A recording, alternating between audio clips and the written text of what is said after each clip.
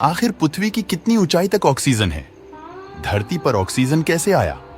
सिर्फ धरती पर ही जीवन क्यों पाया जाता है? धरती और चांद की उत्पत्ति लगभग एक ही समय में हुआ था, लेकिन चंद्रमा पर इंसान, ऑक्सीजन और कोई महासागर क्यों नहीं है? प्रकृति ने सिर्फ पृथ्वी ग्रह को ही क्यों चुना?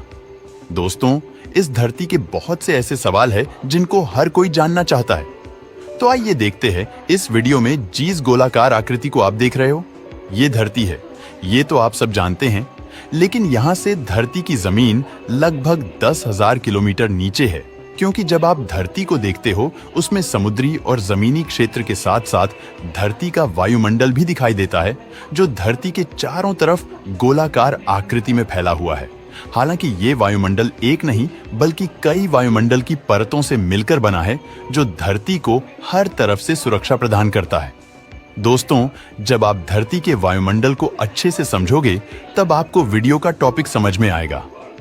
अभी आप जहां पर बैठकर ये वीडियो देख रहे हो, वहां से लेकर ऊपर आसमान के 12 किलोमीटर तक के एरिया को ट्रोपोस्फियर या क्षोभ मंडल कहा जाता है। और इस क्षेत्र में बादल का बनना, बारिश होना, तूफान और बिजली का चमकना, मतलब मौसम संबंधित जो भी घटना होती है, वो इसी 12 किलोमीटर की ऊंचाई पर ही होती है। इसके अलावा इस क्षेत्र में पक्षी उड़ते हैं, हवाई जहाज उड़ते हैं। यहाँ पर नाइट्रोजन का स्तर 78% और ऑक्सीजन का स्तर 21% होता है। हालांकि जैसे जैसे आप 12 किलोमीटर की दूरी को तय करोगे, तो आपके साथ ये सब होगा।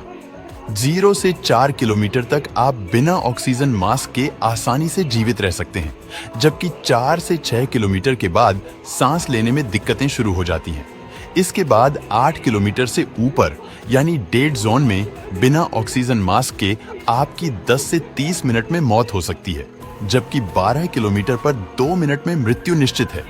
इसका सबसे बड़ा कारण है कि जैसे जैसे आप ऊपर जाओगे, हवा का दबाव वैसे वैसे कम होता जाएगा, और जब हवा पतली हो जाएगी तो आपको बेहद कम ऑक्सीजन मिल पाएगा और तापमान घटकर -57 डिग्री सेल्सियस तक हो जाता है। और तापमान गिरने की वजह से ऑक्सीजन मिलने में और कठिनाई होती है। 12 किलोमीटर से 50 किलोमीटर ऊपर जाने पर हमें स्ट्रेटोस्फियर नामक परत मिलती है, जिसे हम समताप मंडल कहते हैं। इसी मंडल में ओजोन परत होती है, और इसी परत की वजह से हम सूर्य से निकलने वाले रेडिएशन से बचते हैं। इसके अलावा इस परत में जेट विमान भी उड़ते हैं। जहां क्षोभ मंडल की परत में नीचे से ऊपर आने पर तापमान में गिरावट देखने को मिलती है, तो वहीं इस परत में उल्टा होता है, क्योंकि जब आप 12 से 50 किलोमीटर की दूरी को जैसे जैसे तय करोगे, वैसे वैसे तापमान बढ़ता जाएगा, और 50 किलोमीटर पर यह तापमान -15 डिग्री सेल्सियस हो जाता है। वैसे तो समताप मंडल में भी ऑक्सीजन की मात्रा लगभग 21% होती है, लेकिन यहाँ हवा पतली और कम घनत्व वाली होती है, तो यहाँ पर आपको ऑक्सीजन मास्क के साथ साथ स्पेस सूट भी पहनना होगा, क्योंकि हमें सूर्य के रेडिएशन से भी तो बचना है। जब आप 50 से 85 किलोमीटर ऊपर जाते हैं, तो आपको मेसोस्फियर यानी मध्य मंडल देखने को मिलेगा। ये परत धरती के लिए रक्षा कवच के तौर पर काम करती है, क्योंकि जब अंतरिक्ष से छोटे छोटे पत्थर, जिनको हम मेटियोरॉइड कहते हैं, ये जब धरती के वायुमंडल में प्रवेश करते हैं, तो ये परत उसको जलाकर खाक कर देती है। आपने कभी कभी आसमान में इस तरह की रोशनी को देखा होगा। ये यही मेटियोरॉइड होते हैं, और इस परत का तापमान -90 डिग्री सेल्सियस तक गिर जाता है। इस मंडल में ऑक्सीजन का स्तर तो 21% होता है, लेकिन हवा बेहद ही पतली होती है, जिससे आप बिना ऑक्सीजन मास्क के 1 मिनट भी जिंदा नहीं रह पाओगे। इसके अलावा बिना स्पेस सूट के यहाँ वायु दबाव इतना कम होता है कि इंसान का खून उबल सकता है। जब आप 85 किलोमीटर से 600 किलोमीटर ऊपर जाते हैं, तो आपको थर्मोस्फियर यानी ताप मंडल देखने को मिलता है। यह एक अत्यधिक गर्म, ऊर्जावान और रहस्यमयी परत है, जहां कई महत्वपूर्ण घटनाएं घटती हैं। थर्मोस्फियर में सूरज की पराबैंगनी किरणें और एक्स-रे किरणें सीधे हवा के अणुओं से टकराती हैं। इस वजह से यहाँ का तापमान 1500 डिग्री सेल्सियस से 2500 डिग्री सेल्सियस तक पहुंच जाता है। लेकिन चौंकाने वाली बात यह है कि अगर हम यहाँ खड़े हों, तो हमें यह गर्मी महसूस नहीं होगी, क्योंकि यहाँ हवा इतनी पतली होती है कि गर्मी ट्रांसफर नहीं हो पाती। यहाँ पर भी ऑक्सीजन की मात्रा 21% ही होती है, लेकिन हवा का दबाव बेहद ही कम होता है, जिससे ऑक्सीजन के कण दूर दूर होते हैं। बिना ऑक्सीजन मास्क के आप यहाँ 1 मिनट भी जिंदा नहीं रह सकते। हाँ, स्पेस सूट पहनकर कुछ समय तक आप जिंदा रह सकते हैं, लेकिन तभी तक जब तक कोई सैटेलाइट और स्पेस स्टेशन आपसे ना टकराए। मुख्य रूप से धरती के 100 किलोमीटर से ऊपर जाने पर उसे अंतरिक्ष की शुरुआत कहा जाता है, और यहाँ पर इंटरनेशनल स्पेस स्टेशन उड़ रहा है। जब हम 600 किलोमीटर से 10,000 किलोमीटर तक ऊपर जाते हैं तो हमें धरती के वायुमंडल की सबसे लास्ट परत देखने को मिलती है, जिसे एक्सोस्फीयर यानी बाहरी मंडल के नाम से जाना जाता है। इस परत के जैसे जैसे आप ऊपर जाओगे, आपको धरती की ग्रेविटी कमजोर होती दिखेगी। मतलब अंतरिक्ष और धरती के बीच की ये अकेली परत है जो बेहद पतली है। यहाँ पर ऑक्सीजन नाम मात्र का होता है और तापमान बेहद ज्यादा है।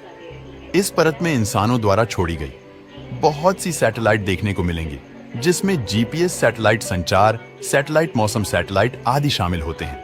यानी 10,000 किलोमीटर से जब आप ऊपर जाओगे तो धरती की कोई भी परत आपको दिखाई नहीं देगी, लेकिन धरती का गुरुत्वाकर्षण बल कई लाख किलोमीटर दूर तक फैला हुआ है। हालांकि दूरी के हिसाब से इसके गुरुत्वाकर्षण बल में कमी आती रहती है, लेकिन एक पॉइंट ऐसा भी आता है जहां पृथ्वी का गुरुत्वाकर्षण बल 0 हो जाता है, जिसे हिल स्फीयर कहते हैं, जो धरती से 15 लाख किलोमीटर दूर है, क्योंकि यहां से सूर्य की ग्रेविटी काम करने लगती है। अब जानते हैं पृथ्वी पर ऑक्सीजन कैसे आया। पृथ्वी पर ऑक्सीजन मुख्य रूप से साइनोबैक्टीरिया द्वारा लगभग 3 अरब साल पहले किए गए प्रकाश संश्लेषण से आया। चांद और धरती लगभग एक ही समय में बने, तो फिर चांद पर जीवन क्यों नहीं है दोस्तों?